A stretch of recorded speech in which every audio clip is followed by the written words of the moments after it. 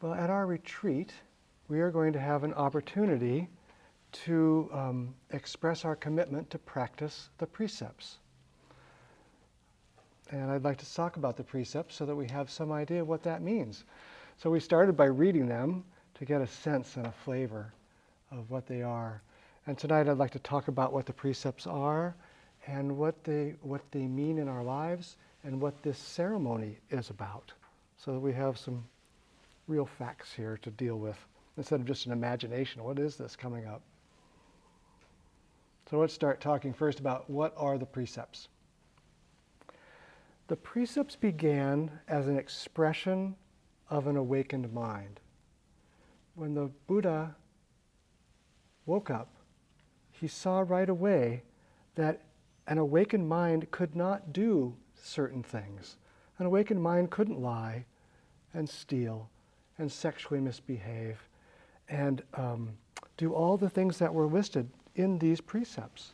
It just wasn't possible. It made no sense. So as a community began to gather around the Buddha, the first expression of those precepts was for the monastic community, because that was how they were going to live together. This is where we start. Well, we're not going to kill each other. We're not going to steal from each other or lie to each other or abuse each other or intoxicate ourselves. And it started with just those 5. But people being people, it grew and grew because real life situations came forward. People did this, and we thought, okay, well, let's have a precept about that. And then the community did that. Well, let's have a precept about that. And eventually it grew to about 200 precepts. 200, quite a few. But they were all based on real life experiences that the Buddha's Sangha had in those early years. Later on, those precepts began to then be applied to ordained lay people. And ordained lay people have not 200, but a simplified version. There's different lay orders around the world. Some have 16 or 14 or 10 or 5. But the order that I'm ordained in, the Order of Interbeing, we have 14. And they can really be seen as coming from that first awakened mind to the monastic precepts to the lay precepts. They're just different expressions of the same thing.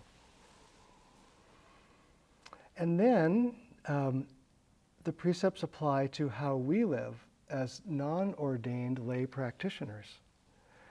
And they've been simplified back to those 5 again. And this particular version of them is the version that Thich Nhat Hanh wrote about 1992. And he's such a poet. It seems so easy to write something like that, but it's very, very skillful, beautifully done. It means a great deal to me, those precepts in that particular form. Originally, the precepts were voiced as prohibitions. Don't do this. Don't do that. But Thich Nhat Hanh wrote them as aspirations rather than just prohibitions. He saw that we need to water both the seeds of restraint and the seeds of the good qualities that arise when we do that restraint. When they're just voiced as prohibitions, it can seem a little bit, But when you start to talk about the other side of it, what arises, what flowers that's beautiful as a result of that, it's much easier to grasp onto them and embrace them. So he saw that from his students and wrote those very beautifully. The precepts that are in our sutra book, as I mentioned, are the ones that Thich Nhat Hanh wrote about 1992. And Plum Village has continued to modify them since. So the current versions that they're using in the Plum Village monasteries are quite a bit longer than these precepts. And at Radiant Light Zen, we decided that we're going to stay with this version. rather than continue to update and stay in sync with what's happening in the Palm Village monasteries. We felt like this version was so beautifully written and so accessible that we wanted to stay here. And so we're not calling them mindfulness trainings anymore, so that we don't confuse the folks who are doing the Plum Village mindfulness trainings that have a different version. We're simply calling them precepts. And if you're interested in seeing different versions of precepts, you can find precepts from different Zen traditions and read them. And they're all differently worded, but they all come from that same heart of awakened mind. So you might want to explore that a little bit.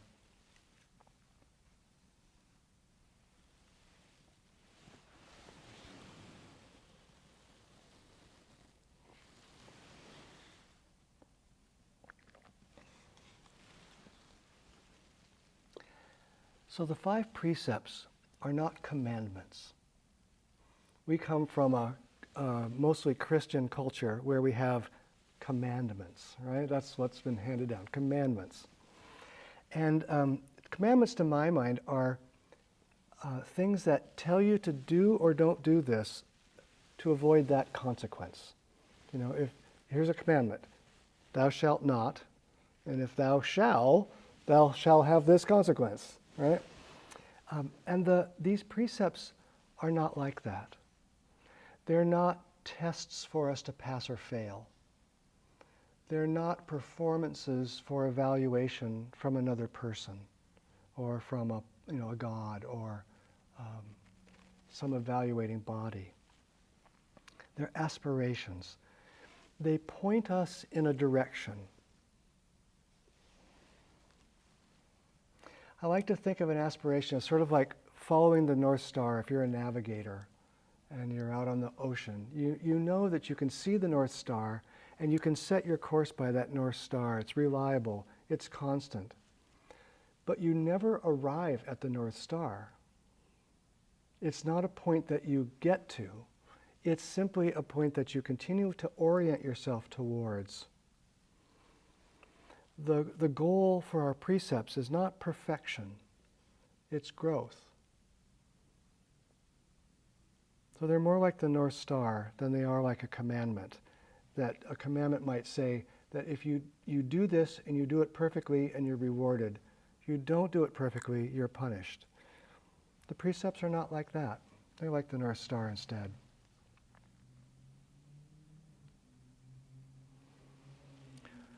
And the 5 precepts are aspirations of a bodhisattva.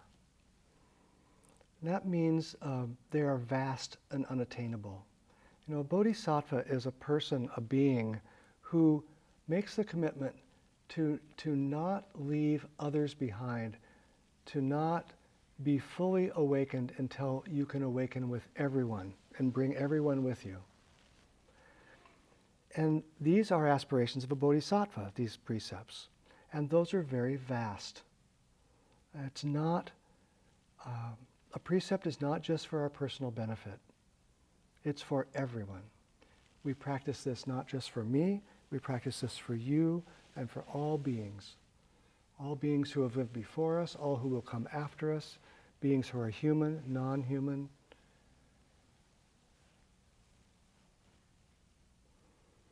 And an aspiration is like this is very vast, incomprehensibly vast.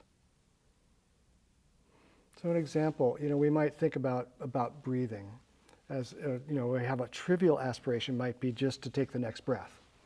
Of course, as Sarah and I know working with dying people, that's not always a trivial aspiration to take the next breath because those folks know that there's not a next breath soon.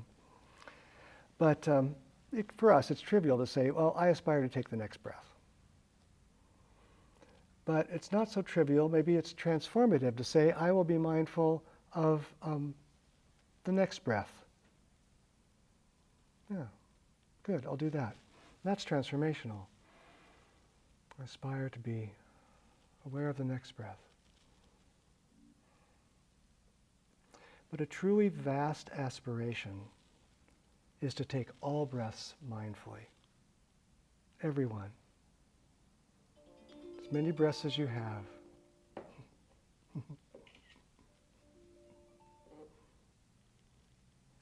Listen to a little iPhone song.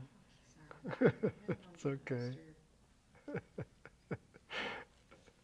There's not a precept against that. It's not a commandment. Thou shalt not ring thy cell phone. So these bodhisattva precepts are those kind of aspirations that are like taking every breath mindfully. Can we really do that? Probably not. But we can aspire to. That's the North Star. That's our aspiration.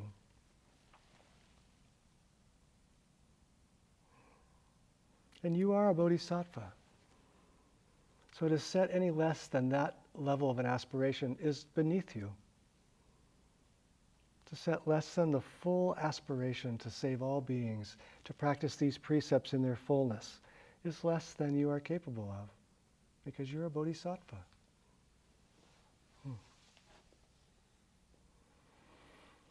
So what does it mean when we formally take the precepts? What is that?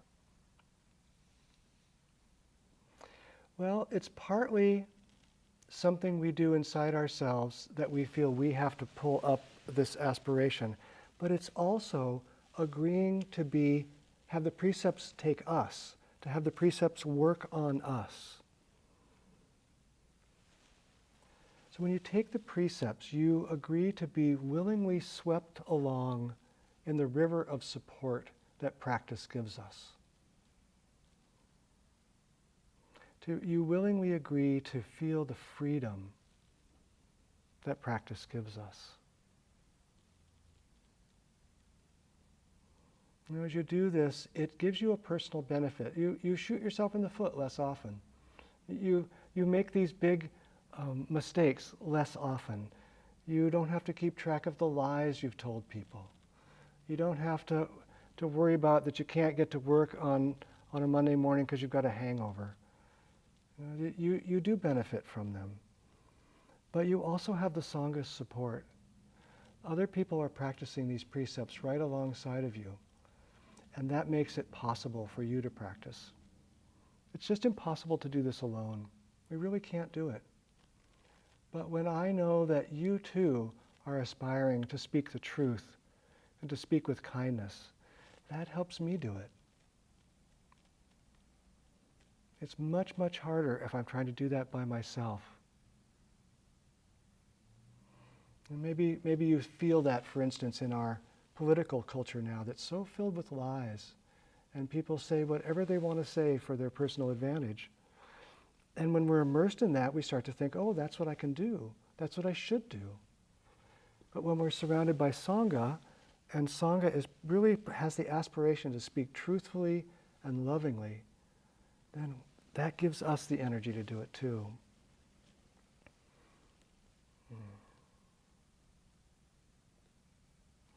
So when you take the precepts, you formally commit to practice the precepts. And you always do that in relationship with Sangha. You don't do that just by yourself. You do that together. So you have the support of the Sangha. You have the support of the ancestors that have been practicing this way for millennia. You have the support of those who will come after you. You don't have to do it alone. And you don't have to practice the precepts flawlessly. Sometimes people say, I don't want to take the precepts because I don't know if I can uphold them. You don't have to worry about that, because none of us will practice the precepts flawlessly. It's not possible. But it doesn't mean that we don't take it up. Remember, they're the North Star. They're not a law book. But you shouldn't take the precepts if you don't intend to do your best to practice them. Right? If you know that you are saying these words but you don't intend to follow them, then it's sort of a meaningless exercise to take them. But it doesn't mean that you have to be perfect. One of the reasons that I enjoy reading those precepts is that every time they're new to me. Every time I see something new in them, and I modify my practice of them. I get more and more in tune with, for instance, how I might not be speaking truthfully in the world. Subtler and subtler ways that I might be doing that. And so once I see that, then I begin to modify my behavior so that I'm in line with my insight. But it doesn't demand that I start from perfection. It just asks that I continually do my best. Continually do my best. So it's hard, especially initially, to practice the precepts.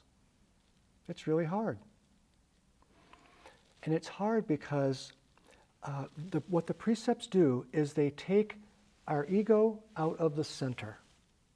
And our ego does not want to get out of the center. Our ego wants to be in the center.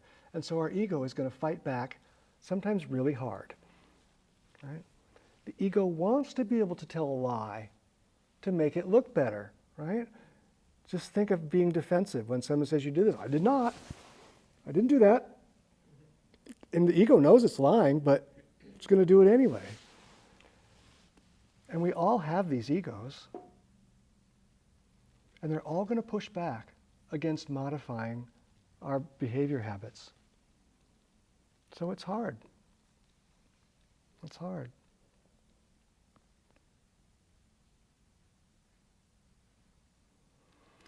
And not everyone will do this because it's hard. But something brought you here. Something brought you here. And you can't really go back. I'm sorry to say, it's too late.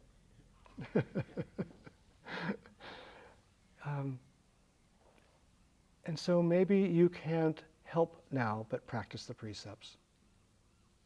Maybe your conscience won't allow you to do otherwise. Imagine, for instance, as your heart gets more and more attuned to not killing, imagine now taking life. It gets hard to do. It's really hard to do. So something brought you here, and now you're on this path, and how lucky you are to be on this path. You know, Shantideva used this analogy. He said that for people to find this path and be able to practice in this way is as rare as a blind turtle in the middle of the ocean coming up for air, and the turtle's head comes up through a knothole in a floating piece of driftwood and takes a breath and never even knows there was an impediment. You know, it's that rare. That rare.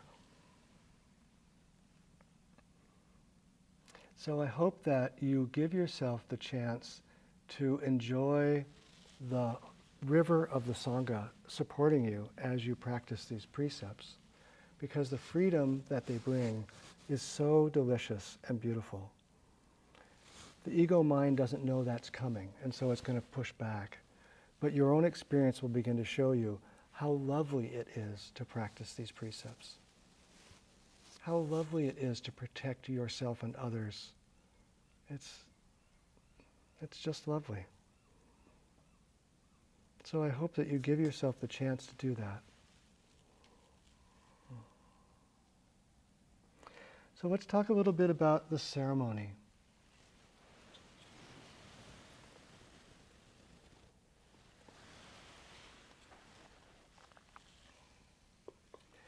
A ceremony to commit to practicing the precepts is often the high point of the retreat, the culmination of the retreat.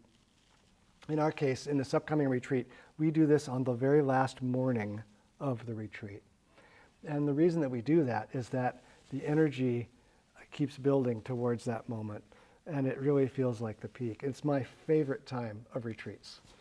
It was an amazing experience for me to take the precepts, the various versions that I've taken at retreats. And it's one of my most joyful experiences now to do this for other people. I just like, oh, this is great. I just love it. Just love it. And leading up to that, we'll have lots of opportunities to explore the precepts and what it means to you. So one of the ways that we'll do that, we'll have Dharma discussion groups. And in your Dharma discussion group, you have a chance to talk about, as you're considering taking this, what this means Maybe I look at this and I don't understand this part of this precept, or this just doesn't seem right, or I don't know how I could ever do that.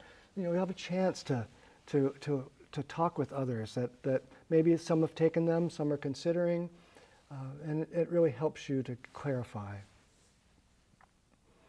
Another thing that we do is we have a panel one of the evenings of 5 people who have lived with the precepts for some time, and each talking about one of the precepts and what it's meant to them in their life, and their struggles with it, and their joy with it.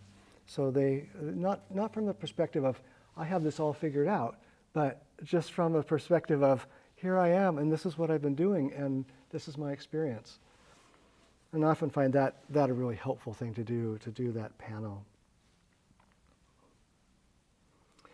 So those who decide to make the commitment to practice the precepts will come together this last morning of the retreat, and the ceremony doesn't really require anything of you that you can fail.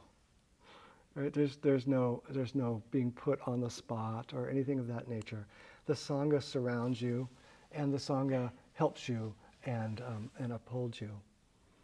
And the ceremony is fairly lengthy. It contains chanting, and the leaders do this ceremony for you. It's kind of a gift to you. And then you'll have a chance to listen to people recite these, and then at a moment after each one, when you'll be asked if you agree to commit to practicing this precept, and you can say, yes, I do.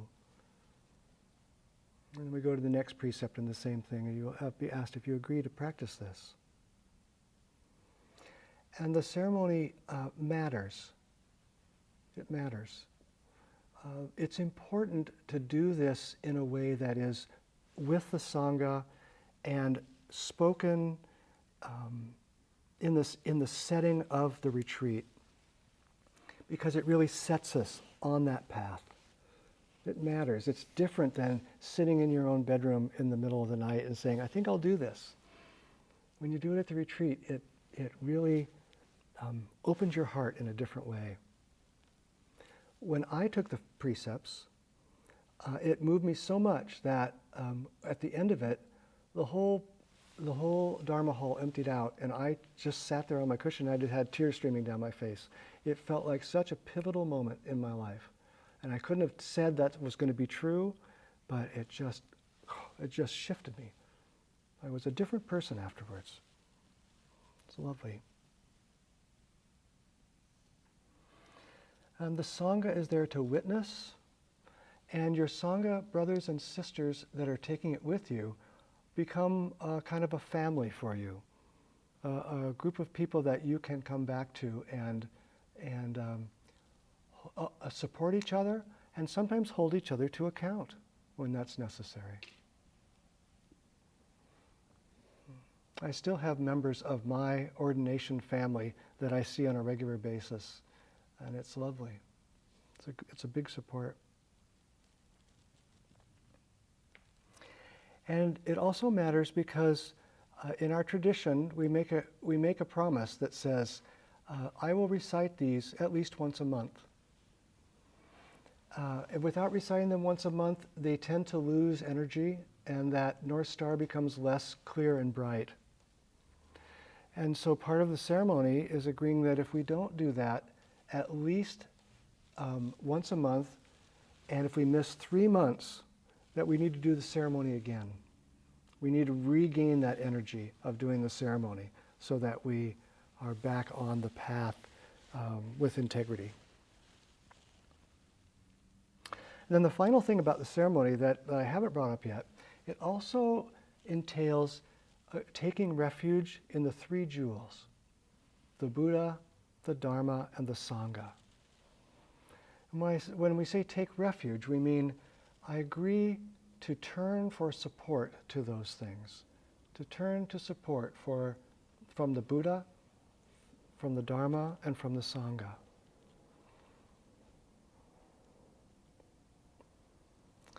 And if we look really deeply into the precepts, actually, all of the precepts are taking refuge in the Buddha. All the precepts are simply commentary on that act. Because when we take refuge in the Buddha, we are taking refuge in our own Buddha nature. And our own Buddha nature sees very, very clearly. Remember at the beginning I mentioned that the original precepts grew out of the Buddha's awakened mind. Well, we all have that awakened mind. The Buddha is not different from you and I. So when we take refuge in the Buddha, we're taking refuge in our own wisdom. And our own wisdom can look and very clearly see that when I kill, I cause suffering for me and other beings. When I lie, I cause suffering for me and other beings. When I steal, for all the precepts, we ourselves can see with our Buddha nature the truth of the precepts.